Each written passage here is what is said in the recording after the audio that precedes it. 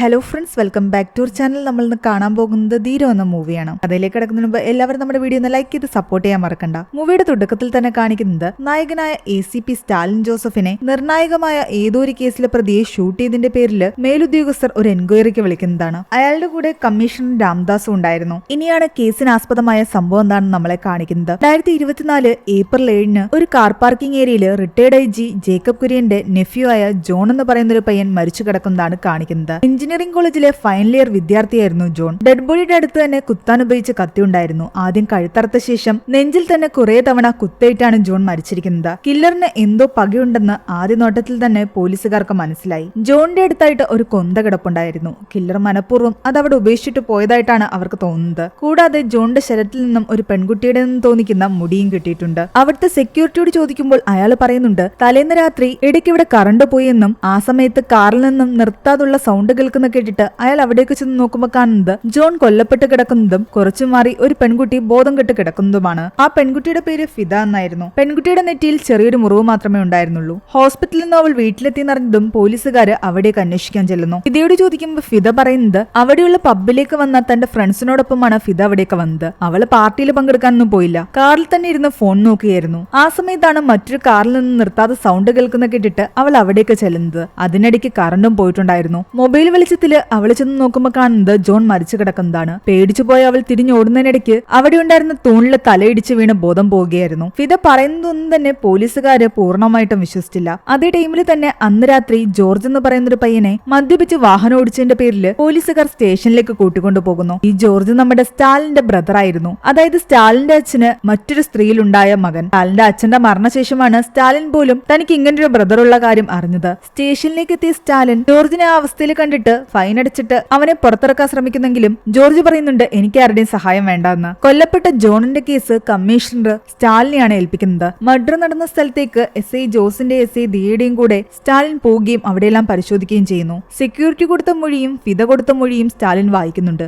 ജോണിന്റെ ഡെഡ് ബോഡിക്കരികിൽ നിന്ന് പാതി കത്തിയ ഒരു സിഗരറ്റ് കൂടി ഇവർക്ക് കിട്ടിയിട്ടുണ്ടായിരുന്നു. അതിൽ ജോണിന്റെ ബ്ലഡ് സ്റ്റെയിൻ ഉണ്ട്. കൂടാതെ ലിപ്സ്റ്റിക് ഉണ്ട്. ഉറപ്പായിട്ടും അത് കില്ലറിന്റേതാണെന്ന് അവർക്ക് മനസ്സിലായി. ലിപ്സ്റ്റിക്കിന്റെ അംശം ഉള്ളത് കൊണ്ട് തന്നെ കില്ലർ ഒരു ലേഡിയാകാനുള്ള സാധ്യതയുണ്ട്. പക്ഷെ ജോണിന്റെ ബോഡിയിൽ നിന്ന് കിട്ടിയ ആ ഹെയർ സാമ്പിളും ജോണിന്റെ ബോഡിയിലുള്ള ഫിംഗർ പ്രിന്റ്സും ഫിദയുടേതാണ്. അതുകൊണ്ട് അവർ ഒന്നുകൂടി ഫിദയെ ക്വസ്റ്റ്യൻ ചെയ്യുന്നു. ഈ പ്രാവശ്യം സ്റ്റാലിന്റെ ചോദ്യങ്ങൾക്ക് മുന്നിൽ ഫിദ സത്യങ്ങൾ തുറന്നു പറയുന്നു. നേരത്തെ പറഞ്ഞ പോലെ കാറിലിരുന്നതല്ല, ഫ്രണ്ട്സിന്റെ കൂടെ അവളും പബ്ബിലേക്ക് പോയിട്ടുണ്ടായിരുന്നു. ആ പാർട്ടിക്കിടെയാണ് അവൾ ജോണിനെ പരിചയപ്പെടുന്നത്. കണ്ട മാത്രയിൽ തോന്നിയ ഒരു അട്രാക്ഷന്റെ പേരിൽ രണ്ടുപേരും ഒറ്റയ്ക്ക് സമയം ചെലവഴിക്കാൻ വേണ്ടിയിട്ട് പാർക്കിംഗ് ഏരിയയിലേക്ക് വരുന്നു. അവിടെ വെച്ച് മറ്റൊരു കാറിന്റെ സൗണ്ട് കേട്ടിട്ടാണ് അതെന്താണെന്ന് നോക്കാൻ ജോൺ പുറത്തേക്ക് ഇറങ്ങി പോകുന്നത്. ആ സമയം കറണ്ടും പോയി. ജോണിനെ കാണാത്ത കാരണം ഫിദ ചെന്ന് നോക്കുമ്പോൾ കാണുന്നത് ജോൺ കൊല്ലപ്പെട്ട് കിടക്കുന്നതാണ്. അങ്ങനെ പേടിച്ച് തിരിഞ്ഞോടുന്ന വഴിക്കാണ് അവളുടെ തല തൂണിലടിച്ച് അവൾ ബോധം കെട്ട് വീഴുന്നത്. ജോണിനെ ആരാ കൊന്നതെന്ന് അവൾ കണ്ടിട്ടില്ല. ജോണിനെ കുറിച്ച് കൂടുതൽ അവർ അന്വേഷിച്ചപ്പോൾ ജോണിനെതിരെ വെസ്റ്റ് ഹിൽ സ്റ്റേഷനിൽ രാധിക എന്ന് പറയുന്ന ഒരു പെൺകുട്ടി കേസ് കൊടുത്തിട്ടുള്ളതായിട്ട് കണ്ടുപിടിക്കുന്നു.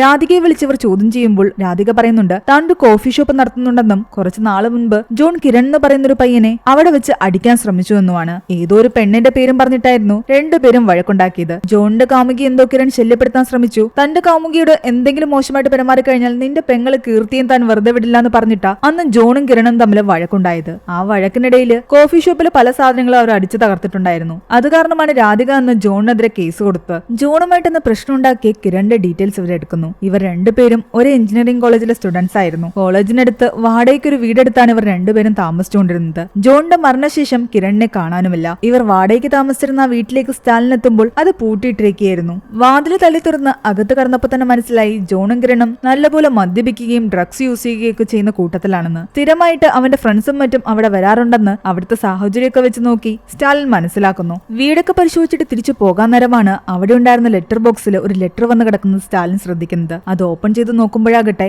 ഭിത്തിയിൽ എഴുതിയിരിക്കുന്ന ഒരു സെന്റൻസ് ഫോട്ടോ എടുത്ത് ആരോ പോസ്റ്റ് ചെയ്തിരിക്കുന്നതാണ്. ആ സെന്റൻസ് ഇങ്ങനെയായിരുന്നു: ജോൺ നിന്നെ കലിതീരുവോളം കുത്തി കുത്തി കൊല്ലും ഞാൻ. ജോണിനെ കൊന്ന ശേഷമാണ് അവൻ താമസിച്ചിരുന്ന ഈ വാടക വീട്ടിലേക്ക് ആ ലെറ്റർ വന്നിരിക്കുന്നത്. ആ ഫോട്ടോ ഫ്രെയിം കണ്ടപ്പോ തന്നെ സ്റ്റാലിന് മനസ്സിലായി പഴയ ഏതോ ഇൻസ്റ്റന്റ് ക്യാമറയിലാണ് ആ ഫോട്ടോ എടുത്തിരിക്കുന്നതെന്ന്. ആ സമയം തന്നെ മറ്റൊരിടത്ത് ശ്രദ്ധ എന്നും സെൽവി എന്നും പറയുന്ന രണ്ടുപേരെ കാണിക്കുന്നുണ്ട്. ശ്രദ്ധ ഒരു ജേർണലിസ്റ്റ് ആയിരുന്നു. ജോൺ മർഡറിനെ പറ്റിയെല്ലാം തന്നെ അവളാണ് ഇപ്പോൾ അനലിന് വേണ്ടി ഇൻവെസ്റ്റിഗേറ്റ് ചെയ്തുകൊണ്ടിരിക്കുന്നത്. അവളുടെ റൂംമേറ്റ് ആയിരുന്നു ട്രാൻസ്ജെൻഡർ കൂടിയായ സെൽവി. ജോണിന്റെ മരണശേഷം അടുത്ത ശനിയാഴ്ച ഏപ്രിൽ 14 മറ്റൊരു മരണം കൂടി പോലീസുകാരെ കാത്തിരിക്കുന്നുണ്ടായിരുന്നു. അത് കിരണിന്റെ കിരണിന്റേതാണ്. സെന്റ് ജോസഫ് ചർച്ചിന്റെ അടുത്തായിട്ടാണ് കിരണിനെ ആത്മഹത്യ ചെയ്ത നിലയിൽ അവർ കണ്ടെത്തുന്നത്. ആദ്യ കാഴ്ചയിൽ തന്നെ അത് ആത്മഹത്യയാണെന്ന് ആരും പറയും. കിരണിന്റെ ബോഡിക്ക് താഴെയായിട്ട് ഒരു ബോട്ടിലിൽ കുറച്ച് വെള്ളം ഉണ്ടായിരുന്നു. ആ ബോട്ടിൽ അവര് ലാബിലേക്ക് പരിശോധനയ്ക്ക് അയക്കുന്നു. കിരണിന്റെ മർഡറിന്റെ ന്യൂസ് കവർ ചെയ്യാനും ശ്രദ്ധ അവിടേക്ക് വന്നിട്ടുണ്ടായിരുന്നു. ജോണിനെ കിരൺ കൊന്നിട്ട് അവൻ ആത്മഹത്യ ചെയ്താകാമെന്ന് പോലീസുകാർ ആദ്യം സംശയിക്കുന്നു. എന്നാൽ ജോണിന്റെ മരണശേഷം വീട്ടിലേക്ക് വന്ന ആ ഫോട്ടോയിലുണ്ടായിരുന്ന ഹാൻഡ് റൈറ്റിംഗ് കിരണിന്റേതല്ല. അതുകൊണ്ട് കിരൺ ജോണിനെ കൊന്നുവെന്ന് സംശയിക്കാൻ പറ്റില്ല. ചിലപ്പോൾ കിരണിന്റേതും ഒരു ആത്മഹത്യയാകാൻ ചാൻസ് ഇല്ല, അതും ഒരു കൊലപാതകമാകും. സ്റ്റാലിന്റെ ആ സംശയം ശരിയായിരുന്നു. കിരണിനെയും ആ കില്ലർ കൊന്നതാണ്. എന്നിട്ട് മനഃപൂർവ്വം ആ ബോട്ടിലുള്ള വെള്ളം അവിടെ ഉപേക്ഷിച്ചിട്ട് പോയി. ശ്രദ്ധ അതേസമയം ഈ കേസിനെ പറ്റി അന്വേഷിച്ച് രാധികയുടെ അടുത്തെത്തുന്നു. ജോണിനെതിരെ അവൾ നേരത്തെ കൊടുത്ത കേസിനെ പറ്റിയുള്ള ഡീറ്റെയിൽസ് എല്ലാം തന്നെ രാധികയിൽ നിന്ന് ശ്രദ്ധ കളക്ട് ചെയ്തു. കിരണിന്റെ ഡെഡ് ബോഡിക്കരികിൽ നിന്ന് കിട്ടിയ ആ കുപ്പിയിൽ നിന്നുള്ള ഫിംഗർ പ്രിന്റ്സും ജോണിന്റെ മരണസമയത്ത് ആ ക്രൈം സീനിൽ നിന്ന് കണ്ടെടുത്ത ഒരു ഫിംഗർ പ്രിന്റും തമ്മിൽ മാച്ച് ആകുന്നുണ്ടായിരുന്നു. അപ്പോൾ ജോണിനെ കൊന്ന അതേ കില്ലർ തന്നെയാണ് കിരണിനെയും കൊന്നിരിക്കുന്നത്. എന്നിട്ട് ആ ബോട്ടിലും വെള്ളം ഉൾപ്പെടെ അവിടെ ഉപേക്ഷിക്കുകയും ചെയ്തു. ആ ബോട്ടിലുള്ള വെള്ളം അവർ ലാബിലേക്ക് അയച്ചിട്ടുണ്ടായിരുന്നു. അതിന്റെ റിപ്പോർട്ട് വന്നെങ്കിൽ മാത്രമേ അവർക്ക് കൂടുതൽ കാര്യങ്ങൾ മനസ്സിലാകൂ. കിരണിന്റെ ഡെഡ് ബോഡി കിട്ടിയ ആ ചർച്ച് ഏരിയയിലേക്ക് രാത്രി അതേസമയം പോയിരുന്ന വണ്ടികളുടെ എല്ലാം തന്നെ CCTV വിഷ്വൽസ് അവർ കളക്ട് ചെയ്യുന്നു. കിരണിന്റെ ഡെഡ് ബോഡി കിട്ടിയ ആ ഏരിയയിൽ എത്തുന്നതിന് മുൻപ് ഒരു CCTV ഉണ്ട്, അതിനുശേഷം ഒരു CCTV ഉണ്ട്. ബാക്കി എല്ലാ വണ്ടികളും കറക്റ്റ് ആയിട്ട് ആ രണ്ട് CCTVയും കടന്നുപോയപ്പോൾ ഒരു വണ്ടി മാത്രം ഒരു CCTV പാസ് ചെയ്ത ശേഷം ഒരുപാട് നേരം എടുത്തിട്ടാണ് അടുത്ത CCTV പാസ് ചെയ്തു പോകുന്നത്. അതിനിടയ്ക്ക് ഒരുപാട് നേരം ആ വണ്ടി മിസ്സിംഗ് ആയിരുന്നു. ഉറപ്പായിട്ടും ആ വണ്ടിയിൽ വന്ന ആള് തന്നെയായിരിക്കാം കില്ലർ. ആ വണ്ടിയുടെ നമ്പർ വെച്ച് അന്വേഷിച്ചു പോകുമ്പോൾ ആ വണ്ടിയാകട്ടെ കിരണിന്റെ സഹോദരി കീർത്തിയുടേതായിരുന്നു. എന്നാൽ കിരണിന്റെ വീട്ടിലെത്തി അന്വേഷിക്കുമ്പോഴാണ് മനസ്സിലാകുന്നത് ആ വണ്ടി അവിടെ നിന്ന് ആരും എടുത്തിട്ടില്ല. 1.5 മാസത്തോളമായിട്ട് അത് അവിടെ തന്നെ കിടക്കുകയാണ്. കിരണിന്റെ സഹോദരി കിരണിന്റെ മരണശേഷമാണ് UK-യിൽ നിന്ന് നാട്ടിലെത്തിയിരിക്കുന്നത്. പോലീസിനെ കബളിപ്പിക്കാൻ വേണ്ടിയിട്ട്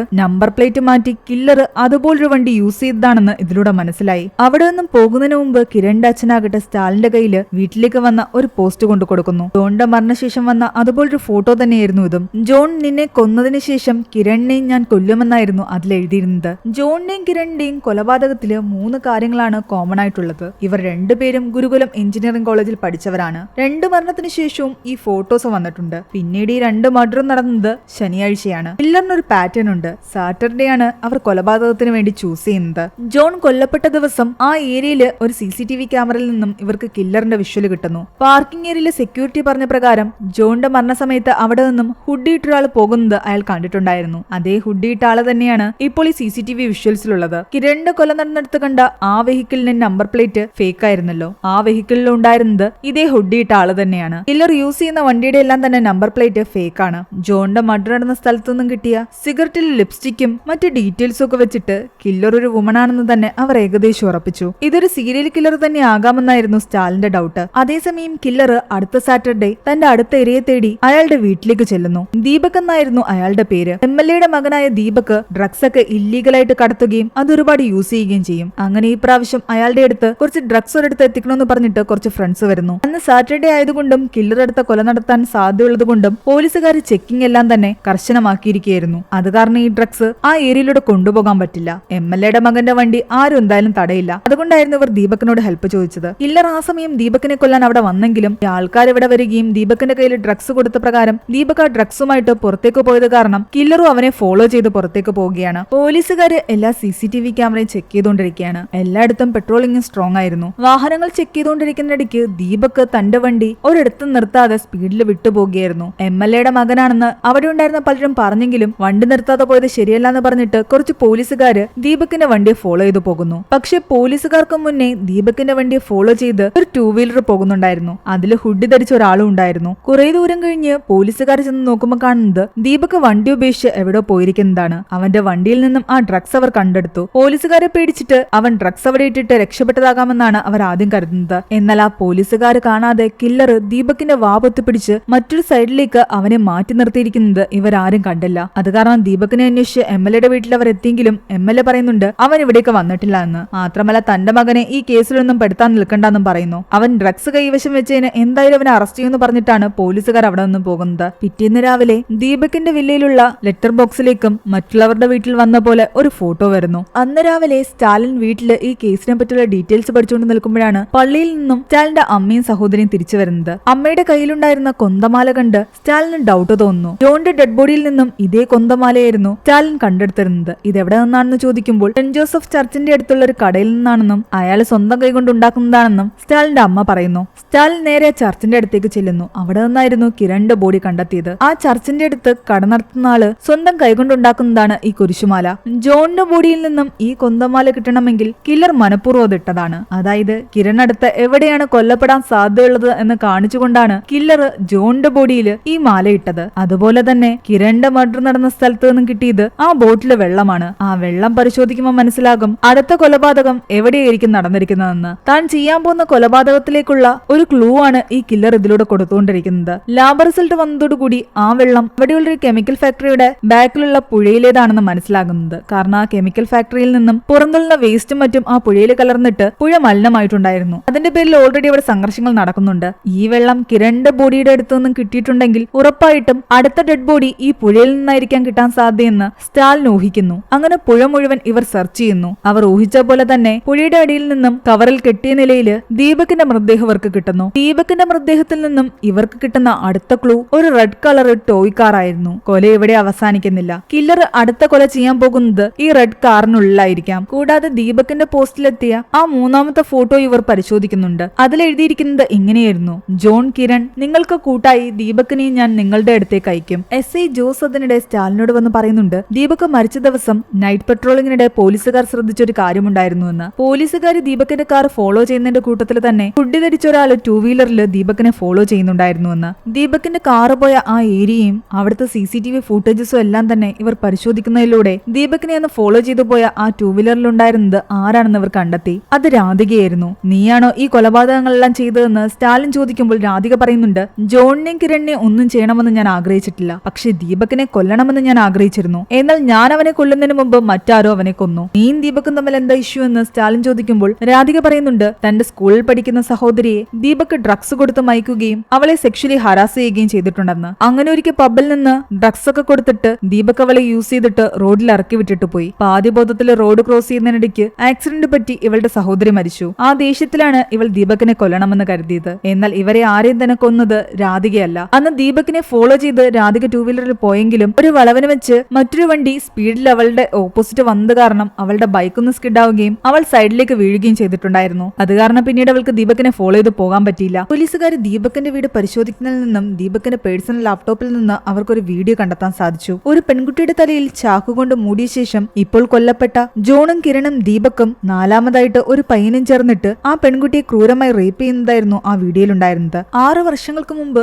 ചിന്നക്കനാൽ പോലീസ് സ്റ്റേഷൻ പരിധിയിൽ ഇതുപോലൊരു ഗ്യാങ് റേപ്പ് റിപ്പോർട്ട് ചെയ്തിട്ടുണ്ടായിരുന്നു. റേപ്പിനിടയായ പെൺകുട്ടിയുടെ തലയിൽ ചാക്കിട്ടിട്ടാണ് ആ പെൺകുട്ടിയെ റേപ്പ് ചെയ്തിരിക്കുന്നത്. അതുകൊണ്ട് തന്നെ അന്ന് ആ പെൺകുട്ടിക്ക് തന്നെ റേപ്പ് ചെയ്ത ആൾക്കാരെ തിരിച്ചറിയാൻ സാധിച്ചിട്ടുണ്ടായിരുന്നില്ല. എന്താണെങ്കിലും ഈ വീഡിയോയിൽ കാണുന്ന ഇവരുടെ കൂട്ടത്തിലുള്ള 4ാമത്തെ ആളെ പറ്റി ഇവർ അന്വേഷിക്കാൻ ശ്രമിക്കുന്നു. ഇവരുടെ ഹിസ്റ്ററി എടുത്തു കഴിഞ്ഞപ്പോൾ ഇവർക്ക് മനസ്സിലായി ഈ 4 ആൾക്കാരും ചിന്നക്കനാൽ ഹിൽ വാലി സ്കൂളിൽ ഒരുമിച്ചാണ് പഠിച്ചിരുന്നതെന്ന്. അങ്ങനെ അവർ നേരെ പോകുന്നത് ചിന്നക്കനാൽ പോലീസ് സ്റ്റേഷനിലേക്കാണ്. അവിടെ എത്തി 6 വർഷം മുമ്പ് നടന്ന ആ റേപ്പിനെ പറ്റി അന്വേഷിക്കുമ്പോൾ അന്ന് റേപ്പിനിരയായ പെൺകുട്ടിയുടെ പേര് കല്യാണി എന്നായിരുന്നുവെന്നും റേപ്പിനിരയാകുമ്പോൾ ആ പെൺകുട്ടിക്ക് 17 വയസ്സായിരുന്നുവെന്നും മനസ്സിലായി. അന്ന് ആ കേസ് അന്വേഷിച്ചത് സെൽവരാഘവൻ എന്ന് പറയുന്ന ഒരാളായിരുന്നു. തെളിവുകളൊന്നും ഇല്ലാത്ത കാരണം ആ കേസ് എങ്ങും എത്തിയില്ല. അയാൾ ഇപ്പോൾ CI ആയിട്ട് ഇവിടെ അടുത്തുള്ള മറ്റൊരു സ്റ്റേഷനിൽ തന്നെയുണ്ട്. ഹിൽവാലി സ്കൂളിലെത്തി ജോണും കിരണും ഒക്കെ പഠിച്ചിരുന്ന സമയത്ത് അവരുടെ ബാച്ചിലുള്ള ആൾക്കാരുടെ എല്ലാം തന്നെ ഡീറ്റെയിൽസ് എടുക്കുന്നു. അതിൽ നിന്നും ആ വീഡിയോയിലുണ്ടായിരുന്ന 4ാമത്തെ പയ്യന്റെ പേര് അൽത്താഫ് എന്നാണെന്ന് അവർക്ക് മനസ്സിലായി. 6 വർഷം മുമ്പ് നടന്ന ആ റേപ്പും ഇവർ തന്നെയാണ് ചെയ്തതെന്ന് ദീപകിന്റെ ലാപ്ടോപ്പിൽ നിന്നുള്ള വീഡിയോയിൽ നിന്ന് ഇവർക്ക് ഏകദേശം ഉറപ്പായതോടുകൂടി കല്യാണിയുടെ വീട്ടിലേക്ക് അവർ ചെല്ലുന്നു. കല്യാണിയുടെ അച്ഛൻ അരവിന്ദൻ പറയുന്നുണ്ട് അന്ന് റേപ്പിനിരയായ ശേഷം ഈ നാട്ടിൽ അവൾക്ക് സ്വസ്ഥമായിട്ട് ജീവിക്കാൻ പറ്റിയിരുന്നില്ല എന്ന്. താൻ എവിടേക്കെങ്കിലും പോകുമ്പോൾ കല്യാണിയായിരുന്നു ഇയാൾ നടത്തിക്കൊണ്ടിരുന്ന കടയിൽ ഇരുന്നുകൊണ്ടിരുന്നത്. അന്ന് മഴയുള്ളൊരു ദിവസമാണ്. ഇയാൾ വരാൻ ലേറ്റ് ആയതും കുറച്ചുപേർ വന്ന് ഇവളെ റേപ്പ് ചെയ്തിട്ട് പോയതും. കല്യാണി ഇപ്പോൾ എവിടെയാണെന്ന് ചോദിക്കുമ്പോൾ അയാൾ പറയുന്നുണ്ട്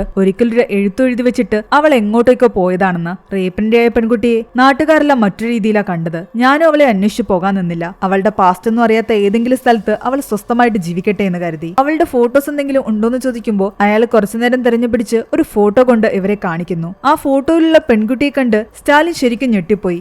കല്യാണി എന്ന് പറഞ്ഞ് അരവിന്ദൻ കാണിച്ച ആ ഫോട്ടോയിലുണ്ടായിരുന്നത് ജേർണലിസ്റ്റ് ആയിട്ട് ജോണിന്റെയും കിരണിന്റെയും കേസൊക്കെ അന്വേഷിച്ചുകൊണ്ടിരുന്ന ശ്രദ്ധ തന്നെയായിരുന്നു. ശ്രദ്ധ എന്ന പേരിൽ അവളിപ്പോൾ ജേർണലിസ്റ്റ് ആയിട്ട് ജോലി ചെയ്യുകയാണ്. നിങ്ങളെല്ലാം കൂട്ടിച്ചേർത്ത് വായിച്ചപ്പോൾ അവർക്ക് ഏകദേശം ഉറപ്പായി തന്നെ റേപ്പ് ചെയ്ത ആൾക്കാരെ ഓരോരുത്തരെയായിട്ട് ശ്രദ്ധ കൊല്ലുകയാണ്. അതുകൊണ്ട് അവർ നേരെ ശ്രദ്ധയുടെ ഫ്ളാറ്റിലേക്ക് പോകുന്നു. ശ്രദ്ധ ആ സമയം സിഗരറ്റ് വലിച്ചുകൊണ്ട് ബാൽക്കണിയിൽ നിൽക്കുകയായിരുന്നു. അവളുടെ ഫോണിലേക്ക് ഒരു മെസ്സേജ് വന്നതും പെട്ടെന്ന് അവൾ സാധനങ്ങളും എടുത്ത് ഒരു ലിഫ്റ്റ് വഴി താഴേക്ക് പോകുന്നു. അവൾ പുറത്തേക്ക് പോകുന്നത് മറ്റൊരു ലിഫ്റ്റ് വഴി ഈ റൂമിലേക്ക് വന്നുകൊണ്ടിരുന്ന സെൽവി കണ്ടിട്ടുണ്ടായിരുന്നില്ല. സെൽവി എത്തുമ്പോഴേക്കും ശ്രദ്ധ അവിടെ നിന്നും പോയിട്ടുണ്ടായിരുന്നു. ശ്രദ്ധ ആ ഏരിയ വിട്ടു കഴിയുമ്പോഴാണ് പോലീസുകാർ അവിടേക്ക് വരുന്നതും ശ്രദ്ധയുടെ റൂമിൽ വന്ന് നോക്ക് ചെയ്യുന്നതും. സെൽവിയാണ് വാതിൽ തുറന്നത്. ശ്രദ്ധയെ പറ്റി ചോദിക്കുമ്പോൾ സെൽവി പറയുന്നുണ്ട് അവൾ ഇതുവരെയും വന്നില്ല എന്ന് തോന്നുന്നു. ശ്രദ്ധയുടെ റിയൽ നെയിം കല്യാണി എന്നാണെന്നും അവളുടെ റിയൽ ആയിട്ടുള്ള പാസ്റ്റിനെ പറ്റിയൊക്കെ നിനക്ക് അറിയാമോ എന്നും സെൽവിയോട് ചോദിക്കുമ്പോൾ സെൽവി പറയുന്നുണ്ട് അവളെ തന്നോട് പറഞ്ഞിരുന്നത് അവളുടെ അമ്മയുടെ അച്ഛന്റെ മരണശേഷം അവളുടെ ഓർഫനേജിലാണ് ജീവിച്ചിരുന്നതെന്നും അതിനുശേഷമാണ് ഈ ജേർണലിസ്റ്റ് ജോലിക്ക് കിട്ടിയതെന്നുമാണ്. അത് അവളുടെ പാസ്റ്റിനെ പറ്റിയൊന്നും തനിക്ക് അറിയില്ല എന്നാണ് സെൽവി പറയുന്നത്. എന്താണെങ്കിലും അടുത്തതായിട്ട് കല്യാണി കൊല്ലാൻ ഉദ്ദേശിച്ചിരിക്കുന്നത് അൽത്താഫിനെയാണെന്ന് സ്റ്റാലിന് ഉറപ്പായിരുന്നു. അതുകൊണ്ട് ഇവർ അൽത്താഫിനെ കസ്റ്റഡിയിലെടുക്കുന്നു. വർഷങ്ങൾക്ക് മുമ്പ് നിങ്ങൾ റേപ്പ് ചെയ്ത കല്യാണി നിന്റെ കൂട്ടുകാരെയൊക്കെ കൊന്നുവെന്നും അടുത്തത് നിന്റെ ഊഴമാണെന്നും അൽത്താഫിനോട് ഇവർ പറയുമ്പോൾ അവനൊന്ന് പേടിക്കുന്നുണ്ട്. എന്നാലും അവന് പോലീസുകാരുടെ സംരക്ഷണത്തിൽ ഇരിക്കാൻ താല്പര്യമില്ലായിരുന്നു. തന്റെ അച്ഛന്റെ പവറിന്റെ ബലത്തില് മുകളിലിരിക്കുന്ന ആൾക്കാരെയൊക്കെ വിളിച്ചിട്ട് അവൻ നൈസായിട്ട് പുറത്തിറങ്ങി. അവൾ എന്നെ കൊല്ലാൻ വരുന്നതിന് മുമ്പ് ഞാൻ അവളെ പിടിക്കുമെന്നാണ് അൽത്താഫ് പറയുന്നത്. പക്ഷെ അടുത്ത ശനിയാഴ്ചയ്ക്ക് മുമ്പ് നീ സ്വന്തം ജീവനെങ്കിലും രക്ഷിക്കാൻ സ്റ്റാലിൻ അവനോട് പറയുന്നു. അൽത്താഫ് പുറത്തിറങ്ങിയെങ്കിലും പോലീസുകാര് ഒരകലമിട്ട് അവനെ ഫോളോ ചെയ്യുന്നുണ്ടായിരുന്നു. അടുത്ത ശനിയാഴ്ച എന്തായാലും അൽത്താഫിനെ തേടി കല്യാണി വരാൻ സാധ്യതയുണ്ട്. അതുകൊണ്ട് അവൻ എവിടെ പോയാലും പോലീസുകാർ അവന്റെ പിന്നാലെ ഉണ്ടായിരുന്നു. അൽത്താഫ് തന്റെ ഫ്രണ്ട്സിന്റെ റൂമിലേക്ക് കയറിപ്പോകുന്നത് കണ്ട് പോലീസുകാർ പുറത്ത് തന്നെ വെയിറ്റ് ചെയ്യുകയാണ്. അന്ന് സാറ്റർഡേ ആണ്. കൊല നടക്കാൻ ചാൻസ് ഉണ്ട്. പക്ഷെ ആ ദിവസം തീർന്നിട്ടും അൽത്താഫിനൊന്നും സംഭവിച്ചിട്ടില്ല. തങ്ങൾ എന്തോ മിസ് ചെയ്യുന്നുണ്ടെന്ന് അവർക്ക് സംശയം തോന്നി. ഒന്നുകൂടി ആ വീഡിയോ കണ്ടപ്പോഴാണ് അവരൊരു കാര്യം ശ്രദ്ധിക്കുന്നത്. വീഡിയോയിൽ അൽത്താഫിന്റെ കൂടെ ഉണ്ടായിരുന്ന ബാക്കി 3 പേരും കൊല്ലപ്പെട്ടു. അൽത്താഫ് ഇപ്പോൾ ജീവനോടെ ഉണ്ട്. പക്ഷെ ആ വീഡിയോ എടുത്തൊരാളുണ്ടല്ലോ, അയാളും ഈ കൂട്ടത്തിലുള്ളതായിരിക്കും. അപ്പോൾ കല്യാണി തേടിപ്പോയിട്ടുണ്ടാവുക അയാളെ ആയിരിക്കാം. അത് ആരാണെന്ന് അൽത്താഫിന് മാത്രമേ അറിയൂ. ഫ്രണ്ട്സിന്റെ കൂടെ ഇരുന്ന അൽത്താഫിനെ പോയി സ്റ്റാലിൻ നന്നായിട്ടൊന്ന് ചോദ്യം ചെയ്തതോടുകൂടി അവൻ പറയുന്നുണ്ട് അന്ന് ആ വീഡിയോ എടുത്തത് ലിയോൺ ആണെന്ന്. ആ സമയം കില്ലറാകട്ടെ ലിയോണിനെ തേടി അവിടെ എത്തിയിട്ടുണ്ടായിരുന്നു. ഫാക്ടറിയിൽ നിന്ന് ഇറങ്ങാൻ തുടങ്ങിയ ലിയോണിനെ അവിടെ ഇട്ട് അടിച്ചു കൊലപ്പെടുത്തിയ ശേഷം അവന്റെ റെഡ് കാറിനകത്ത് അവന്റെ ഡെഡ് ബോഡി വെച്ചിട്ടാണ് കില്ലർ അവിടെ നിന്നും പോയത്. സ്റ്റാലിനും കൂട്ടരും അവിടെ എത്തിയപ്പോഴേക്കും ലിയോൺ മരണപ്പെട്ടിട്ടുണ്ടായിരുന്നു. ആ സമയം തന്നെ കല്യാണി ഒരു ലെറ്റർ പോസ്റ്റ് ചെയ്യുന്നതായിട്ട് നമ്മളെ കാണിക്കുന്നു. ഈ പ്രാവശ്യം ലിയോണിന്റെ ബോഡിയിൽ നിന്നും ഇവർക്ക് കിട്ടുന്നത് ഒരു താക്കോലാണ്. അതിന്റെ പിന്നിലായിട്ട് ഹിൽ വാലി എന്ന് എഴുതിയിട്ടുണ്ട്. അടുത്ത കൊല നടക്കാൻ പോകുന്നത് അവിടെയായിരിക്കുമെന്ന് സ്റ്റാലിന് ഉറപ്പായി. സ്റ്റാലിന് കമ്മീഷണറുടെ അടുത്തു നിന്നും പ്രഷർ ഉണ്ടായിരുന്നു. ശ്രദ്ധ എന്ന പേരിൽ ജീവിക്കുന്ന കല്യാണിയാണ് കൊലയാളിയെന്ന് മനസ്സിലാക്കിയിട്ടും അവളെ എന്തുകൊണ്ട് പിടിക്കാൻ പറ്റുന്നില്ല എന്നാണ് കമ്മീഷണർ ചോദിക്കുന്നത്. അവളുടെ ഫോൺ സ്വിച്ച് ഓഫ് ആയിരുന്നു. അവളിപ്പോൾ എവിടെയാണെന്ന് പോലും ഇവർക്ക് ആർക്കും അറിയില്ല. വാണ്ടഡ് എന്നുള്ള രീതിയിൽ അവളുടെ പോസ്റ്റർ പലയിടത്തും ഇവർ ഒട്ടിക്കുന്നു. ഇതെല്ലാം അവളും കാണുന്നുണ്ടായിരുന്നു. ലിയോന്റെ ഡെഡ് ബോഡിയിൽ നിന്ന് കിട്ടിയ ഹിൽവാലി എന്ന് എഴുതിയിരുന്ന ആ കീ ആ സ്കൂളിന്റേതായിരിക്കാമെന്ന് കരുതിയിട്ട് സ്റ്റാലിൻ അവിടെ പോയി അന്വേഷിക്കുമ്പോൾ പ്രിൻസിപ്പൽ അവിടുത്തെ സ്റ്റാഫ്സും പറയുന്നുണ്ട് ഇത് ഇവിടുത്തെ കീ അല്ല എന്ന്. കുറച്ചു കഴിയുമ്പോഴേക്കും SI ദിയാകട്ടെ സ്റ്റാലിന്റെ കയ്യില് ലിയോന്റെ വീട്ടിലെത്തിയ ആ ലെറ്റർ കൊണ്ട് കാണിക്കുന്നു. അതിൽ പതിവ് പോലെ ആ ഫോട്ടോ ആയിരുന്നു ഉണ്ടായിരുന്നത്. അതിൽ എഴുതിയിരുന്നത് ഇങ്ങനെയാണ്: ലിയോൺ നിനക്ക് ശേഷമേ ഞാൻ അൽത്താഫിനെ കൊല്ലൂ എന്ന്. അപ്പോൾ ഉറപ്പായിട്ടും അടുത്ത മരണം അൽത്താഫിന്റേതാണ്. പോലീസുകാര് അൽത്താഫിന്റെ പിറകെ തന്നെ ഉണ്ട് എപ്പോഴും. എന്നാൽ പോലീസുകാർ കൂടെ നടക്കുന്നത് ഇഷ്ടപ്പെടാത്ത കാരണം അൽത്താഫ് ഇവരുടെ കണ്ണു വെട്ടിച്ച് ജിമ്മിൽ നിന്ന് രക്ഷപ്പെടുകയായിരുന്നു. പക്ഷെ പോകുന്ന വഴിയിൽ അവനെ കാത്ത് കല്യാണി നിൽപ്പുണ്ടായിരുന്നു. കല്യാണി അവനെ കൊല്ലാൻ ശ്രമിക്കുന്നതിനിടയിൽ സ്റ്റാലിനും കൂട്ടരും വന്നിട്ട് അവനെ രക്ഷിക്കുന്നു. കല്യാണിയെ പിടിച്ച് ഇവർ ക്വസ്റ്റ്യൻ ചെയ്യുന്നുണ്ട്. കൊല്ലപ്പെട്ട എല്ലാവരുടെയും ഫോട്ടോ കാണിച്ചിട്ട് ഇവരെ അറിയാമെന്ന് ചോദിക്കുമ്പോൾ തനിക്ക് അറിയാമെന്ന് പറയുന്നു. ആ വീഡിയോയിലുള്ളത് നീയാണെന്ന് ചോദിക്കുമ്പോൾ താനാണെന്നും കല്യാണി സമ്മതിക്കുന്നു. 4 പേരെയും കൊലപ്പെടുത്തിയത് നീയാണെന്ന് ചോദിക്കുമ്പോൾ താൻ തന്നെയാണെന്നാണ് കല്യാണി പറയുന്നത്. എന്റെ ജീവിതം നശിപ്പിച്ചവരോട് ഞാൻ പ്രതികാരം ചെയ്തു. എന്നാൽ സ്റ്റാലിൻ ചോദിക്കുന്നുണ്ട് നിന്നെ അവർ ആക്രമിച്ച സമയത്ത് ചാക്കുകൊണ്ട് തലമൂടിയത് കാരണം അവരുടെ ആരുടെ ഫേസ് നീ കണ്ടിട്ടില്ല. പിന്നെ എങ്ങനെയാണ് ഇവരാണ് നിന്നെ റേപ്പ് ചെയ്തതെന്ന് നീ പറയുന്നെന്ന് ചോദിക്കുമ്പോൾ അവൾക്കതിന് ഉത്തരവുണ്ടായിരുന്നില്ല. കൊല്ലപ്പെട്ട ആൾക്കാരുടെ എല്ലാം വീട്ടിലേക്ക് വന്ന ആ ഫോട്ടോയിലുള്ള വാചകങ്ങൾ ചുവരിൽ എഴുതിയത് നീയാണെന്ന് ചോദിക്കുമ്പോൾ അതും താൻ തന്നെയാണ് എഴുതിയത്, താൻ തന്നെയാണ് ഫോട്ടോ എടുത്ത് എല്ലാവരുടെയും വീട്ടിലേക്ക് അയച്ചതെന്ന് കല്യാണി പറയുന്നു. എന്നാൽ അത് കള്ളമാണെന്ന് സ്റ്റാലിന് മനസ്സിലായി. കാരണം ആ ഫോട്ടോസ് എടുത്തിരിക്കുന്നത് വർഷങ്ങൾക്ക് മുൻപാണ്. ചുവരിൽ എഴുതിയിരിക്കുന്നതും കല്യാണിയല്ല. ആ ഫോട്ടോസിന് ഏകദേശം 4-5 വർഷത്തെ പഴക്കമെങ്കിലും ഉണ്ട്. ഈ ഫോട്ടോ എടുത്തിരിക്കുന്ന ക്യാമറ എന്തെന്ന് ചോദിക്കുമ്പോൾ അത് എന്റെയല്ല, എന്റെ ഒരു ഫ്രണ്ടിന്റെ ആണെന്ന് കല്യാണി പറയുന്നു. കല്യാണിയുടെ വീട്ടിൽ നിന്നും ഇവർക്ക് കിട്ടിയ ആ ഫോട്ടോ കല്യാണി ഇവർ കാണിക്കുന്നുണ്ട്. ഈ ഫോട്ടോ എടുത്തതും നിന്റെ ആ ഫ്രണ്ട് തന്നെയാണെന്ന് ചോദിക്കുമ്പോൾ അതെനിക്ക് ഓർമ്മയില്ല എന്നാണ് അവള് പറയുന്നത്. എന്റെ ഈ ഫോട്ടോ എടുത്തത് ഹിൽവാലി സ്കൂളിൽ പഠിച്ച ഏതോ ഒരു പയ്യനാണ്. എനിക്ക് അവന്റെ പേര് പോലും ഓർമ്മയില്ല. ആ സമയം ഇവർക്ക് ഫോറൻസിക് ഡിപ്പാർട്ട്മെന്റിൽ നിന്നൊരു കോള് വരുന്നു. അൽത്താഫിനെ ഇപ്പൊ കൊല്ലാൻ വേണ്ടിയിട്ട് കല്യാണി ഉപയോഗിച്ച കത്തിയിലുണ്ടായിരുന്ന അവളുടെ ഫിംഗർ പ്രിന്റും നേരത്തെ കൊലപാതകങ്ങൾ നടന്ന സ്ഥലത്തു നിന്നും കിട്ടിയ ഫിംഗർ പ്രിന്റും തമ്മിൽ മാച്ച് ആകുന്നില്ല. അതായത് ആ കൊലയെല്ലാം ചെയ്തത് മറ്റാരോ ആണ്. ഇപ്പോൾ അൽത്താഫിനെ കൊല്ലാൻ ശ്രമം നടത്തിയ ആള് മാത്രമാണ് കല്യാണി. കൊലയൊക്കെ ചെയ്തിരിക്കുന്നത് കല്യാണിക്ക് തനിക്കറിയാവുന്ന മറ്റാരോ ആണ്. പോലീസുകാരെ അവൾ തെറ്റിദ്ധരിപ്പിക്കാൻ ശ്രമിച്ചുകൊണ്ടിരിക്കുകയാണ്. യഥാർത്ഥ കില്ലർ ആരാണെന്ന് അവൾ ഇപ്പോഴും പറയുന്നില്ല. നമ്മളെ അവർ കബളിപ്പിക്കാൻ ശ്രമിക്കുന്ന പോലെ തന്നെ അവരെ നമുക്കൊന്ന് പറ്റിക്കാമെന്ന് പോലീസ് ഡിപ്പാർട്ട്മെന്റ് തീരുമാനിക്കുന്നു. മീഡിയയുടെ മുൻപിലെല്ലാം തന്നെ കല്യാണിയാണ് കില്ലർ എന്നും കല്യാണിയെ തങ്ങൾ കൈയോടെ പിടിച്ചു എന്നാണ് അവർ പ്രചരിപ്പിക്കുന്നത്.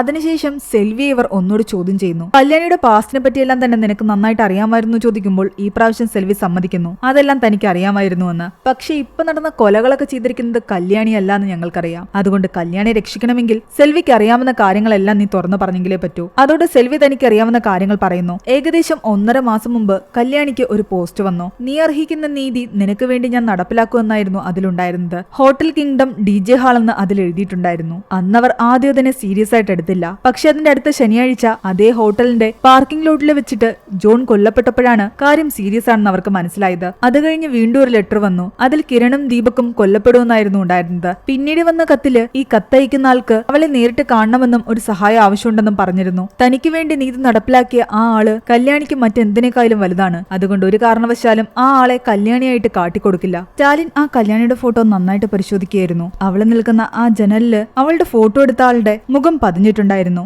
ആ ഫോട്ടോ ഒന്ന് സൂം ചെയ്ത് വലുതാക്കി ആ ഫോട്ടോ എടുത്ത ആളുടെ ഫേസ് അവർ കാണാൻ ശ്രമിക്കുന്നുണ്ട്. ആ ഫേസ് കണ്ട് ശരിക്കും സ്റ്റാലിൻ ഞെട്ടിപ്പോയി. അത് സ്റ്റാലിന്റെ അച്ഛന് മറ്റൊരു സ്ത്രീയിലുണ്ടായ സ്റ്റാലിന്റെ ബ്രദറായ ജോർജ് ആയിരുന്നു. അവൻ നേരെ പോയി ജോർജിനെ ആ ഫോട്ടോ കാണിച്ച് അവനും കല്യാണിയും തമ്മിലുള്ള ബന്ധം ചോദിക്കുന്നു. കൂടാതെ മരണപ്പെട്ട ജോണിനെ പറ്റിയും കിരണിനെ പറ്റിയൊക്കെ ചോദിക്കുമ്പോൾ ജോർജ് പറയുന്നുണ്ട് ഇവരെയൊക്കെ തനിക്കറിയാമെന്ന്. ഇവരൊക്കെ തന്റെ ക്ലാസ്സിലായിരുന്നു, പക്ഷെ തന്റെ ഫ്രണ്ട്സ് ആയിരുന്നില്ല. അന്നവൻ ഹിൽവാലി സ്കൂളിൽ പഠിക്കുന്ന സമയത്ത് അവൻ അച്ഛൻ സമ്മാനിച്ച ഒരു ഇൻസ്റ്റന്റ് ക്യാമറ ഉണ്ടായിരുന്നു. സാറ്റർഡേ മാത്രമാണ് സ്കൂളിൽ നിന്നും പുറത്തു പോകാൻ പറ്റൂ. അവൻ പുറത്തിറങ്ങി ഫോട്ടോസ് എടുക്കുന്നത് പതിവായിരുന്നു. അങ്ങനെ ഒരു ദിവസം ഫോട്ടോസ് എടുത്തുകൊണ്ട് നിൽക്കുമ്പോഴാണ് കല്യാണി അതുവഴി വരുന്നതും തന്റെ ഒരു ഫോട്ടോ എടുത്തു തരുമോ എന്ന് അവൾ ചോദിക്കുന്നതും. അവൻ അവിടെ വെച്ചിട്ടാണ് ജോർജ് കല്യാണിക്ക് വേണ്ടി ആ ഫോട്ടോ എടുത്തു കൊടുത്തത്. ആ ഫോട്ടോസ് എടുത്ത അതേ ക്യാമറയിൽ തന്നെ ചുവരിൽ എഴുതിയിരുന്ന ആ വാചകങ്ങളും ഫോട്ടോസ് എടുത്തത് നീയാണോന്ന് ചോദിക്കുമ്പോൾ ജോർജ് പറയുന്നുണ്ട് ഫോട്ടോസ് എടുത്തത് ഞാനാണ്, പക്ഷേ ഈ ചുവരിൽ എഴുതിയിരിക്കുന്നതൊന്നും തന്നെ കല്യാണിയല്ല, ഇത് എഴുതിയത് നിർമ്മലാണ്. അവന്റെ റൂമിൽ എഴുതിയിരുന്ന ആ വാചകങ്ങള് വാർഡൻ പറഞ്ഞിട്ടാണ് ജോർജ് ഫോട്ടോ എടുത്തത്. നിർമ്മൽ ആരാണെന്ന് ചോദിക്കുമ്പോൾ അതേ ഹിൽവാലി സ്കൂളില്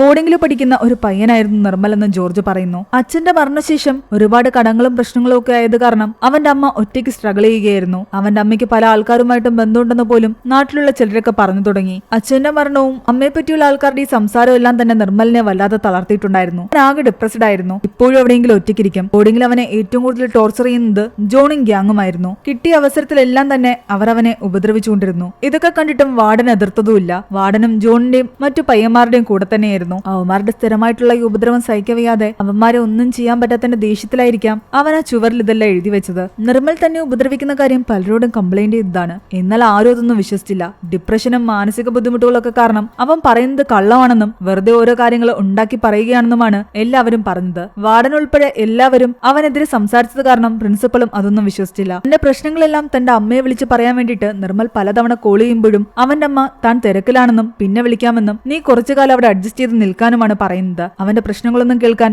അവന്റെ അമ്മ വിമല പലപ്പോഴും ശ്രമിച്ചിട്ടുണ്ടായിരുന്നില്ല. കുറെ നാൾ കഴിഞ്ഞപ്പോഴേക്കും അവന്റെ ഈ മാനസിക പ്രശ്നങ്ങളെല്ലാം പറഞ്ഞിട്ട് അവനെ സ്കൂളിൽ നിന്നും പുറത്താക്കി. അവന്റെ അമ്മയാണ് അവനെ കൂട്ടിക്കൊണ്ടുപോയത്. പിന്നീട് അവൻ എന്ത് സംഭവിച്ചുവെന്ന് ജോർജിന് അറിയില്ല. പക്ഷെ നിർമ്മല് സാധാരണ പയ്യന്മാരെ പോലെ ആയിരുന്നില്ല. പുറമെ അവന്റെ ആൺകുട്ടിയാണെങ്കിലും അവന്റെ ഉള്ളില് ഒരു പെണ്ണിന്റെ മനസ്സായിരുന്നു. കല്യാണിയുടെ കൂടെ അവളെ ഹെൽപ്പ് ചെയ്യുന്ന ആ രണ്ടാമത്തെ കില്ലർ നിർമ്മലായിരിക്കാമെന്ന് സ്റ്റാലിന് ഡൗട്ട് തോന്നി. ഇന്ന് സാറ്റർഡേ ആയിരുന്നു. കുറച്ച് പോലീസുകാര് അൽത്താഫിന്റെ വീടിന്റെ ഫ്രണ്ടിൽ തന്നെയുണ്ട്. കില്ലർ എന്തായാലും അവനെ കൊല്ലാൻ വരുമെന്ന് അവർക്ക് ഉറപ്പായിരുന്നു. പക്ഷെ പോലീസുകാരുടെ കണ്ണുവെട്ടിച്ച് അൽത്താഫ് ആകട്ടെ തന്റെ ഗേൾഫ്രണ്ടുമായിട്ട് തന്റെ അച്ഛന്റെ റിസോർട്ടായ ഹിൽവാലിയിലേക്ക് പോകുന്നു. അവൻ സ്ഥിരമായിട്ട് പെൺകുട്ടികളെ കൊണ്ട് ഇവിടെ വരുന്നത് പതിവായിരുന്നു. ഗേൾഫ്രണ്ട് ഫ്രഷ് ആകാൻ ബാത്റൂമിലേക്ക് കയറിയ സമയത്ത് കില്ലർ അവിടെ എത്തുകയും അൽത്താഫിനെ കൊല്ലുകയും ചെയ്യുന്നു. ഗേൾഫ്രണ്ട് പുറത്തേക്ക് ഇറങ്ങുമ്പോൾ കാണുന്നത് കില്ലർ അവന്റെ കഴുത്തിറക്കുന്നതാണ്. പേടിച്ച ആ പെൺകുട്ടിയുടെ ബോധം പോയി. ലിയോണിനെ കൊന്ന ശേഷം ലിയോണിന്റെ ശരീരത്തില് ഹിൽവാലി എന്നുള്ള പേരില് ഒരു താക്കോല് കില്ലർ ഇട്ടിരുന്നില്ലേ, അത് ഇതേ റിസോർട്ടിന്റെ കീ ആയിരുന്നു. ഇവിടെ വെച്ച് അൽത്താഫ് കൊല്ലപ്പെടുമെന്നാണ് കില്ലർ അതിലൂടെ ഉദ്ദേശിച്ചത്. അൽത്താഫിന്റെ മരണവിവരം അറിഞ്ഞ് പോലീസുകാര് അവിടേക്ക് എത്തി. അൽത്താഫിന്റെ ഗേൾഫ്രണ്ട് ആ കില്ലറിനെ കണ്ടിട്ടുണ്ട്.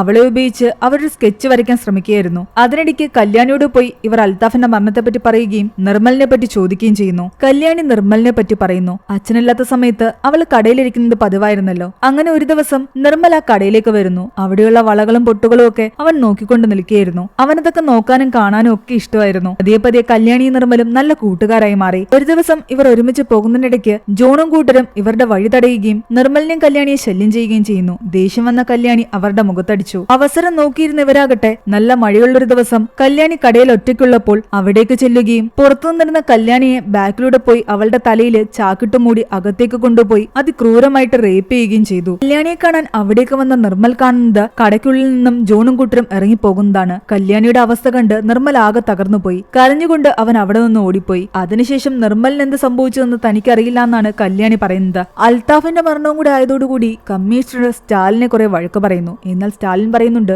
കില്ലർ ഇവിടം കൊണ്ടും കൊല നിർത്തുന്നില്ല എന്ന്. അൽത്താഫിന്റെ ബോഡിയിൽ നിന്ന് അവർക്കൊരു വാച്ച് കിട്ടിയിട്ടുണ്ടായിരുന്നു. അതിൽ സമയം നിലച്ചിരിക്കുന്നത് 12:30 അടുത്ത കൊലപാതകം നടക്കാൻ പോകുന്നതിന്റെ ക്ലൂ ആണത്. അൽത്താഫിന്റെ വീട്ടിലേക്കും ഒരു ലെറ്റർ വന്നിട്ടുണ്ടായിരുന്നു. അതിലുണ്ടായിരുന്ന ഫോട്ടോയിൽ എഴുതിയിരിക്കുന്നത് എല്ലാത്തിനും നോക്കുകുത്തിയായി നിന്നിരിക്കുന്ന ഇയാളെ കൂടി താൻ കൊല്ലുമെന്നാണ്. ആരുടെ പേര് നിർമ്മൽ അതിൽ എഴുതിയിട്ടുണ്ടായിരുന്നു. പക്ഷെ അവനത് വെട്ടിക്കളഞ്ഞിട്ടുണ്ട്. ആരെ കൊല്ലുന്നതിനെ പറ്റിയാണ് അവൻ അവസാനമായി എഴുതിയിരിക്കുന്നതെന്ന് അവർക്ക് മനസ്സിലായില്ല. അവരുടെ സംശയത്തിന്റെ നിഴലില് മെയിനായിട്ടുള്ളത് ആ കോളേജിലെ പ്രിൻസിപ്പലും കല്യാണിയുടെ കേസ് ഒതുക്കി തീർത്ത ആ പോലീസുകാരനുമാണ്. പ്രിൻസിപ്പലിനെ ഇവർ നന്നായിട്ടൊന്ന് ക്വസ്റ്റ്യൻ ചെയ്യുന്നു. നിർമ്മൽ അനുഭവിച്ച കാര്യങ്ങളെല്ലാം അറിഞ്ഞിട്ടും നിങ്ങൾ എന്തുകൊണ്ടാണ് എല്ലാം മറച്ചു വെച്ചതെന്ന് ചോദിക്കുന്നു. അപ്പോഴാണ് പ്രിൻസിപ്പൽ പറയുന്നത് കല്യാണിയുടെ റേപ്പ് കേസിനെ പറ്റി അന്ന് അവിടെ ഉണ്ടായിരുന്ന പോലീസുകാരൻ സെൽവരാഘവൻ പ്രിൻസിപ്പലിനെ വന്ന് അറിയിക്കുകയും കോളേജിന്റെ റെപ്യൂട്ടേഷനെ അത് ബാധിക്കുന്നത് കൊണ്ട് ആ കേസ് എങ്ങനെയെങ്കിലും ഒതുക്കി തീർക്കണമെന്ന് ഈ പ്രിൻസിപ്പൽ റിക്വസ്റ്റ് ചെയ്യുകയും ചെയ്തിരുന്നു. അതിനയാൾക്ക് ഒരുപാട് കാശും കൊടുത്തു. കല്യാണിയുടെ റേപ്പ് കേസിൽ പോലീസുകാരന്റെ അടുത്ത് പോയി സാക്ഷി പറഞ്ഞത് നിർമ്മലായിരുന്നു. ജോണും കൂട്ടരും അവിടെ നിന്ന് ഇറങ്ങിപ്പോകുന്നത് താൻ കണ്ടുവെന്നും നിർമ്മൽ പറഞ്ഞു. പക്ഷെ ആ പോലീസുകാരൻ അവൻ പറഞ്ഞത് വെച്ചിട്ട് കേസെടുക്കാൻ കൂട്ടാക്കിയില്ല. എന്നെ നന്നായിട്ടൊന്ന് പേടിപ്പിച്ചു വിടുകയാണ് ചെയ്തത്. തങ്ങൾക്കെതിരെ നിർമ്മൽ സാക്ഷി പറഞ്ഞു എന്നറിഞ്ഞതോടുകൂടി ജോണും കൂട്ടരും നിർമ്മലിനെ വീണ്ടും ക്രൂരമായി ഉപദ്രവിക്കാൻ തുടങ്ങിയിരുന്നു. ആ ദേഷ്യത്തിലാണ് ഇവരെയെല്ലാം കൊല്ലുമെന്ന് പറഞ്ഞിട്ട് നിർമ്മൽ തന്റെ റൂമിന്റെ ചുവരിൽ എഴുതിയത്. വാർഡൻ പറഞ്ഞ് ഈ കാര്യം പ്രിൻസിപ്പൽ അറിഞ്ഞപ്പോൾ അതിന്റെ ഒരു ഫോട്ടോ എടുക്കാൻ വേണ്ടിയിട്ട് ജോർജിനോട് പറഞ്ഞതും ഈ പ്രിൻസിപ്പൽ തന്നെയായിരുന്നു. എന്താണെങ്കിലും നിങ്ങളൊന്ന് സൂക്ഷിച്ചിരുന്നു, ചിലപ്പോൾ കില്ലറിന്റെ അടുത്തേരാ ഈ പ്രിൻസിപ്പൽ ആയിരിക്കുമെന്ന് അയാൾക്കൊരു വാണിംഗ് കൂടി നൽകിയിട്ടാണ് സ്റ്റാലിൻ ആ പോലീസ് ഓഫീസർ സെൽവരാഘവനെ കാണാൻ പോകുന്നത്. നിർമ്മലിനെ പറ്റി അയാളോട് സംസാരിക്കുന്നു. എന്നാൽ അയാൾ പറയുന്നുണ്ട് അവൻ അന്ന് തന്നെ മരിച്ചുപോയെന്ന്. അത് കേട്ട് സ്റ്റാലിൻ ശരിക്കും ഷോക്കായി. നിർമ്മൽ നേരത്തെ തന്നെ മരിച്ചെങ്കിൽ ഇപ്പോൾ ആരാണ് ഈ കൊല നടത്തുന്നത്? നിർമ്മൽ എങ്ങനെ മരിച്ചെന്ന് ചോദിക്കുമ്പോൾ അവിടെ കാണുന്ന ആ ക്ലോക്ക് ടവറിന്റെ മുകളിൽ നിന്ന് അവൻ താഴേക്ക് ചാടി ആത്മഹത്യ ചെയ്തു എന്നാണ് ആ പോലീസുകാരൻ പറയുന്നത്. അതേസമയം ഇവിടെ അൽത്താഫിന്റെ ഗേൾഫ്രണ്ടിന്റെ സഹായത്തോടു കൂടി ഇവർ രേഖാചിത്രം തയ്യാറാക്കുകയാണ്. ആ രേഖാചിത്രം പൂർത്തിയാകുന്നതിനോടൊപ്പം തന്നെ ഇവിടെ സ്റ്റാലിന് മനസ്സിലാക്കുന്നുണ്ടായിരുന്നു നിർമ്മൽ നേരത്തെ തന്നെ മരിച്ചിട്ടുണ്ടെങ്കിൽ ഉറപ്പായിട്ടും അവന്റെ അമ്മ തന്നെയായിരിക്കും അവന് വേണ്ടിയിട്ട് ഈ കൊലപാതകങ്ങൾ നടത്തുന്നതെന്ന്. സ്റ്റാലിന്റെ ഊഹം ശരിയായിരുന്നു. അൽത്താഫിന്റെ ഗേൾഫ്രണ്ട് വരച്ചതും നിർമ്മലിന്റെ അമ്മ വിമലയുടെ ചിത്രമായിരുന്നു. ആ സമയം ഹുഡിയൊക്കെ ഇട്ടിട്ട് വിമല ഒരു കടയിൽ നിന്ന് സിഗരറ്റ് വലിക്കുന്നത് നമ്മളെ കാണിക്കുന്നുണ്ട്. ഇനിയാണ് യഥാർത്ഥത്തിൽ എന്താണ് സംഭവിച്ചതെന്ന് കാണിക്കുന്നത്. 6 വർഷങ്ങൾക്ക് മുമ്പ് ഭർത്താവിന്റെ മരണശേഷം ബിസിനസ്സും മറ്റും തകർന്ന വിമല ഒരുപാട് കടക്കണിയിലായി. പണം കൊടുക്കാനുള്ള ആൾക്കാരെല്ലാം പണം ചോദിച്ച് വീട്ടിലേക്ക് വരാനും പണം തരാനില്ലെങ്കിൽ തങ്ങളുടെ കൂടെ കിടക്കാൻ വിമലയോട് ആവശ്യപ്പെടുകയും ചെയ്തു. തന്റെ ദേഹത്ത് പല ആൾക്കാരും കൈവെക്കുകയും അവളത് തട്ടിമാറ്റുകയും ചെയ്യുന്നുണ്ട്. എന്നാൽ ഇത് കണ്ടുകൊണ്ടുവന്ന നിർമ്മൽ തെറ്റിദ്ധരിക്കുന്നുണ്ട് തന്റെ അമ്മയ്ക്ക് മറ്റാരെങ്കിലുമായിട്ടൊക്കെ ബന്ധമുണ്ടോ എന്ന്. നീ വിചാരിക്കുന്ന പോലെ ഒന്നും തന്നെയില്ല. നീ ഇവിടെ നിന്ന് കഴിഞ്ഞാൽ ഇതുപോലെ പലതും കാണേണ്ടി വരും. അതുകൊണ്ട് നീ ബോർഡിംഗിൽ നിൽക്കുന്നതാ നല്ലതെന്ന് പറഞ്ഞിട്ട് അവനെ അവർ ബോർഡിംഗിൽ കൊണ്ടാക്കുകയായിരുന്നു. തനിക്കുള്ള പ്രശ്നങ്ങളുടെ കൂടെ നിർമ്മലിനെ കൂടെ നോക്കാൻ വിമലയ്ക്ക് അപ്പോൾ പറ്റില്ലായിരുന്നു. വല്ലപ്പോഴും മാത്രമാണ് വിമല അവനെ കാണാൻ ചെന്നത്. അപ്പോഴൊക്കെ ഇവിടെ താൻ അനുഭവിക്കുന്ന റാഗിങ്ങിനെ പറ്റി നിർമ്മൽ അവരോട് പറയും. പക്ഷെ നീ കൂടി എന്നെ ഇങ്ങനെ ടോർച്ചർ ചെയ്യാതെ ഇതൊക്കെ ഒന്ന് അഡ്ജസ്റ്റ് ചെയ്ത് ജീവിക്കാനാണ് വിമല എപ്പോഴും നിർമ്മലിനോട് പറഞ്ഞുകൊണ്ടിരുന്നത്. അവൻ റിയൽ ആയിട്ടും ഇത്രയധികം പ്രശ്നങ്ങൾ അനുഭവിക്കുന്നുണ്ടെന്ന് വിമലയ്ക്ക് അറിയില്ലായിരുന്നു. മാനസിക പ്രശ്നങ്ങളും ഡിപ്രഷനും ഒക്കെ ഉള്ളത് കാരണമാണ് അവൻ എപ്പോഴും ബോർഡിംഗിൽ നിന്ന് വീട്ടിലേക്ക് തന്നെ കൊണ്ടുപോകുന്നു പറയുന്നതെന്നാണ് വിമല വിചാരിച്ചുകൊണ്ടിരുന്നത്. അന്ന് കല്യാണിയുടെ റേപ്പിന് ശേഷം പോലീസിൽ പോയി മൊഴിയൊക്കെ കൊടുത്ത് പോലീസുകാര് അതെല്ലാം ഒതുക്കി തീർത്ത് ജോണും കൂട്ടരും ഇവനെ ടോർച്ചർ ചെയ്തിരുന്ന സമയമുണ്ടല്ലോ. ആ സമയത്തും ഒട്ടും സഹിക്കവയ്യാതെ നിർമ്മല് വിമലയെ വിളിച്ച് പറഞ്ഞിട്ടുണ്ടായിരുന്നു തന്നെ ഇവിടെ ഒന്ന് കൊണ്ടുപോകണമെന്ന്. എന്നാൽ പണം കൊടുക്കാനുള്ള ആൾക്കാര് ഈ വീട്ടിൽ നിന്ന് ഇറങ്ങണമെന്ന് വിമലയോട് പറയുന്ന സമയത്തായിരുന്നു നിർമ്മല് വിളിച്ച് ഇവളോട് ഇങ്ങനെയൊക്കെ പറഞ്ഞത്. ആ ടെൻഷനിലൊക്കെ നിൽക്കുന്ന കാരണം വിമല തന്റെ മകൻ പറയുന്നതൊന്നും കേൾക്കാൻ നിന്നില്ല. ഞാൻ നിന്നോട് പിന്നെ സംസാരിക്കാമെന്ന് പറഞ്ഞ് പെട്ടെന്ന് ഫോൺ കട്ട് ചെയ്യുകയായിരുന്നു. പണം കൊടുക്കാൻ പറ്റാത്തത് കാരണം വിമലയ്ക്ക് സ്വന്തം വീട്ടിൽ നിന്ന് ഇറങ്ങേണ്ടി വന്നു. കുറച്ചു ദൂരം മാറി അവൾ ചെറിയൊരു വീടെടുത്തു. അതിനിടയ്ക്കും നിർമ്മലിനെ കാണാൻ പോകുമ്പോൾ താൻ ഒരുപാട് റാഗിങ് അനുഭവിക്കുന്നുവെന്ന് നിർമ്മൽ അവരോട് പറഞ്ഞപ്പോൾ ഹോസ്റ്റലാകുമ്പോൾ കുറച്ച് റാഗിങ് ഒക്കെ ഉണ്ടാകും, അതൊക്കെ ഒന്ന് അഡ്ജസ്റ്റ് ചെയ്യണമെന്നാണ് വിമല നിർമ്മലിന് കൊടുത്ത മറുപടി. തന്റെ അമ്മ പോലും തന്നെ മനസ്സിലാക്കുന്ന അറിഞ്ഞതോടുകൂടി നിർമ്മൽ ആകെ തകർന്നിട്ടുണ്ടായിരുന്നു. അങ്ങനെയിരിക്കും ഒരു ദിവസം അവിടുത്തെ പ്രിൻസിപ്പള് വിമലയെ വിളിച്ച് പറയുന്നുണ്ട് ഇനി നിർമ്മലിനെ ഇവിടെ നിർത്താൻ പറ്റില്ല എന്ന്. ഈ നിൽക്കുന്ന പയ്യന്മാരൊക്കെ ഇവനെ ഉപദ്രവിക്കാൻ ശ്രമിച്ചു എന്നും കൊല്ലാൻ ശ്രമിച്ചു എന്നൊക്കെ ഇവൻ കള്ളം പറയുകയാണ്. സ്വയം കയ്യിൽ മുറിവുകൾ ഉണ്ടാക്കിയിട്ട് ഇവരാണ് അവനെ ഉപദ്രവിച്ചെന്ന് പറയുന്നു. അങ്ങനെയൊന്നും സംഭവിച്ചിട്ടില്ല എന്ന് വാർഡനും മറ്റു കുട്ടികളും എന്റെ അടുത്ത് റിപ്പോർട്ട് ചെയ്തു. കള്ളത്തരങ്ങളെ അവൻ പറഞ്ഞു പ്രചരിപ്പിക്കാൻ ശ്രമിക്കുന്നത്. അവന് മാനസിക പ്രശ്നങ്ങളുണ്ടെന്നും ഏതെങ്കിലും ഹോസ്പിറ്റലിൽ കാണിക്കുന്നൊക്കെ പറഞ്ഞിട്ട് പ്രിൻസിപ്പൽ അവനെ സ്കൂളിൽ നിന്നും പുറത്താക്കി. വേറെ നിവൃത്തിയില്ലാതെ നിർമ്മലിനെയും കൊണ്ട് വിമല വീട്ടിലേക്ക് തിരിച്ചെത്തി. എന്റെ അമ്മയോട് നടന്ന കാര്യങ്ങളൊക്കെ പറയാൻ അവൻ ശ്രമിച്ചു. കയ്യിലെ പാടുകളൊന്നും താൻ ഉണ്ടാക്കിയതല്ല അവര് ചെയ്തതാണെന്ന് പറഞ്ഞിട്ടും വിമല പറയുന്നുണ്ട് നിനക്ക് മാനസിക പ്രശ്നമാണ്, നീ തന്നെയാണ് ഇത് ഓരോന്ന് കാട്ടിക്കൂട്ടുന്നത്. ബാക്കി ആരും എനിക്ക് സ്വസ്ഥത തരുന്നില്ല. അതുപോലെ നീയും എനിക്കിപ്പോൾ സമാധാനം തരാതിരിക്കുകയാണ്. തന്റെ പ്രശ്നങ്ങൾ കേൾക്കാൻ ആരുമില്ലാന്ന് മനസ്സിലാക്കി നിർമ്മലാകട്ടെ വീട്ടിൽ നിന്നും ഇറങ്ങി ഓടുകയായിരുന്നു. വിമല പിറകെ ഓടി. പക്ഷെ അവൾ ചെന്ന് നോക്കുമ്പോൾ കാണുന്നത് അവിടെ ഉണ്ടായിരുന്ന ടവറിൽ നിന്നും താഴേക്ക് ചാടി ആത്മഹത്യ ചെയ്ത നിലയിൽ കിടക്കുന്ന വിമലിന്റെ ശരീരമായിരുന്നു. നിർമ്മലിന്റെ മരണത്തിന് കാരണക്കാരായ ആൾക്കാരെ തേടിപ്പിടിച്ച് കൊന്നുകൊണ്ടിരിക്കുകയാണ് ഇപ്പോൾ വിമല. ആ സമയം നമ്മളെ വിമലെ കാണിക്കുന്നുണ്ട്. രാത്രിയിൽ അവർ ആരെയോ വിളിക്കുന്നുണ്ട്. ഞാൻ നിർമ്മലിന്റെ അമ്മയാണെന്നും എനിക്ക് നാളെ ഒന്ന് കാണാൻ പറ്റുമോ എന്നും ചോദിക്കുന്നു. പിറ്റേന്ന് രാവിലെ സ്റ്റാലിനാകട്ടെ വിമല താമസിക്കുന്ന വീട് പരിശോധിക്കാൻ വരുന്നു. അവിടെ ഇപ്പോൾ ആരും ഉണ്ടായിരുന്നില്ല. അവിടെ വെച്ചിരുന്ന ആൽബം എല്ലാം എടുത്ത് നോക്കുമ്പോൾ സ്റ്റാലിന് എന്തോ ഒരു കാര്യം മനസ്സിലാകുന്നുണ്ട്. കില്ലർ അവസാനമായി ഇട്ടിരുന്ന ക്ലൂ വെച്ചിട്ട് വാച്ചിൽ സമയം നളിച്ചിരിക്കുന്നത് 12:30 അടുത്ത കൊല നടക്കാൻ പോകുന്നതും അങ്ങനെ ഏതെങ്കിലും ഏരിയയിലായിരിക്കും. ആ പ്രിൻസിപ്പളും കേസന്വേഷിച്ച പോലീസുകാരനും ഈ പോലീസുകാരുടെ നിരീക്ഷണത്തിലാണ്. വിമലയുടെ ഫോൺ ഇടയ്ക്കൊന്ന് സ്വിച്ച് ഓൺ ആയത് കാരണം അവർ ആ ലൊക്കേഷൻ ട്രേസ് ചെയ്ത് പോകുന്നു. ആ ലൊക്കേഷൻ നിർമ്മല മരിച്ച ആ ക്ലോക്ക് ടവറിന്റെ അടുത്തായിരുന്നു. സ്റ്റാലിൻ ആ ക്ലോക്ക് ടവറിന്റെ അടുത്തേക്ക് ചെല്ലുമ്പോൾ കാണുന്നത് അതിന്റെ മുകളിലായിട്ട് ആ വാർഡനെ പിടിച്ചുകൊണ്ട് നിൽക്കുന്ന വിമലയായിരുന്നു. അടുത്തേക്ക് വന്നു കഴിഞ്ഞാൽ ഇയാളെ ഞാൻ കൊല്ലുമെന്ന് പറയുമ്പോൾ സ്റ്റാലിൻ പറയുന്നുണ്ട് അയാൾ ഒന്നും ചെയ്തിട്ടില്ല, നിങ്ങൾ അയാളെ വെറുതെ വിടണം, അയാളെ കൊല്ലരുത്. നിർമ്മലിന്റെ മരണത്തിൽ ഇയാൾക്കൊരു പങ്കുമില്ല. നിർമ്മൽ അവസാനമായിട്ട് കൊല്ലാൻ ആഗ്രഹിച്ചിരുന്നത് ഇയാളെയല്ല. പക്ഷെ അതൊന്നും കേൾക്കാൻ കൂട്ടാക്കാതെ വിമലയാകട്ടെ ആ വാർഡന്റെ തോളിൽ കുത്തുന്നു. അപ്പോഴേക്കും സ്റ്റാലിൻ വിമലയുടെ തോളിൽ ഷൂട്ട് ചെയ്യുന്നുണ്ട്. കാലുവഴുതി അവൾ ക്ലോക്ക് ടവറിന്റെ മുകളിൽ നിന്ന് താഴേക്ക് വീണ് മരിക്കുന്നു. അപ്പോഴേക്കും പോലീസുകാരെല്ലാം അവിടേക്ക് വരുന്നു. എന്നാൽ തോളിന് പരിക്ക് പറ്റി രക്ഷപ്പെട്ട ആ വാർഡനാകട്ടെ പോലീസുകാരോട് പറയുന്നത് നിർമ്മലിന്റെ കാര്യത്തിൽ തനിക്ക് ഒന്നും ചെയ്യാൻ പറ്റാത്തതിൽ തനിക്ക് ഒരുപാട് വിഷമമുണ്ടെന്ന്. അതൊക്കെ കൊണ്ടാണ് ദൈവം എനിക്ക് ഒരുപാട് ശിക്ഷ തന്നത്. ആകെ ഉണ്ടായിരുന്ന ഒരു മകൻ ആക്സിഡന്റിൽ മരണപ്പെട്ടു. അതിനുശേഷം അയാളുടെ ഭാര്യയ്ക്ക് മാനസിക പ്രശ്നങ്ങൾ ആരംഭിച്ചു.